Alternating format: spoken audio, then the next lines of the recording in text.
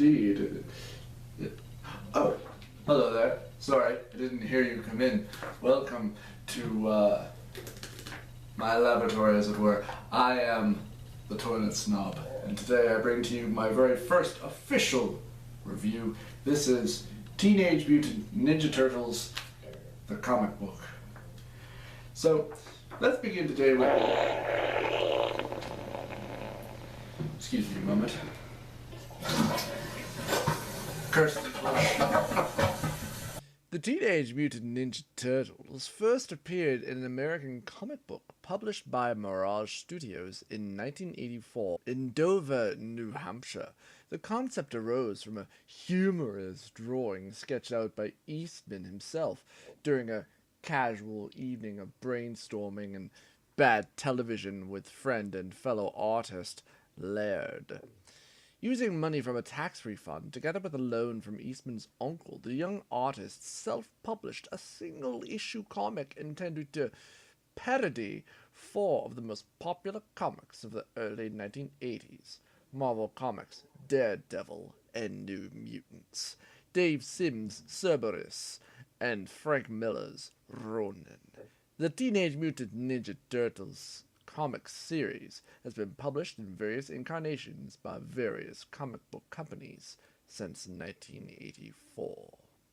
The characters are, well, a lot of it really is quite on a bit of a blur and gray line. Nobody is absolutely evil and nobody's absolutely good.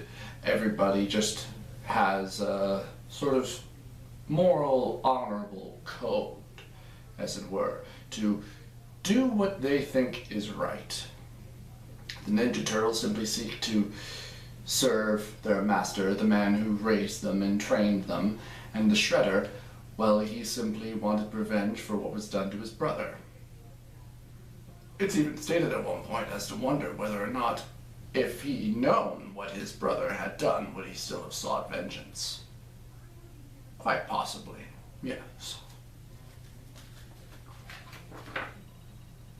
As our story begins, we are introduced to our heroes and their master Splinter, along with our four Ninja Turtles, Leonardo, Michelangelo, Donatello, and Raphael.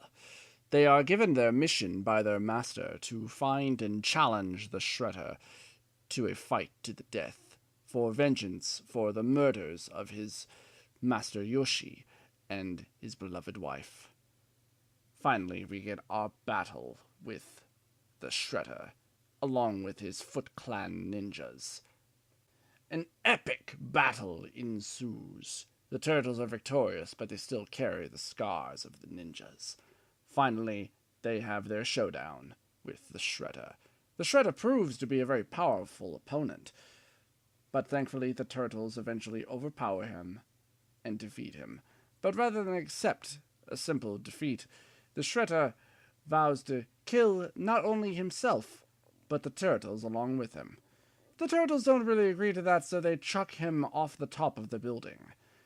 The Shredder supposedly dies. His body is never found.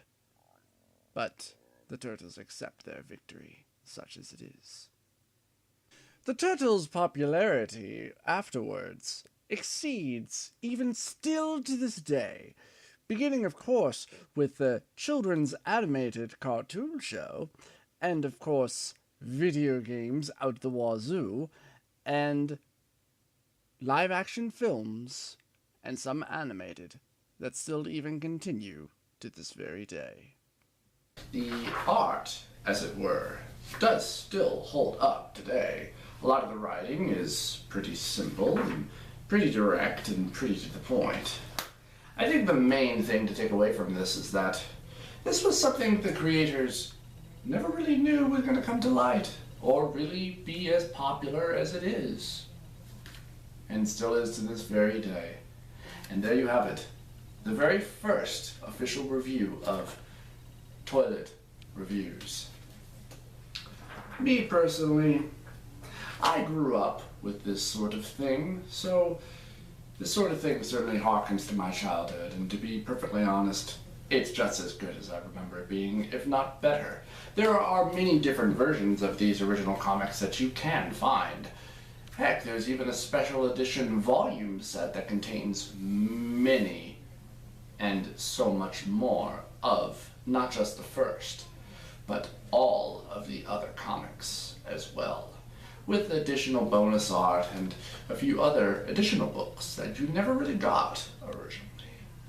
Well, as for me, I would give something like this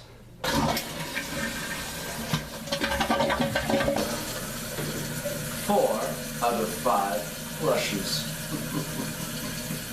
Now, if you'll excuse me, I must get back to my reading, and can't forget the things that matter. Until next time, I hope that you've enjoyed. Please let me know what you think, and I'll see you around.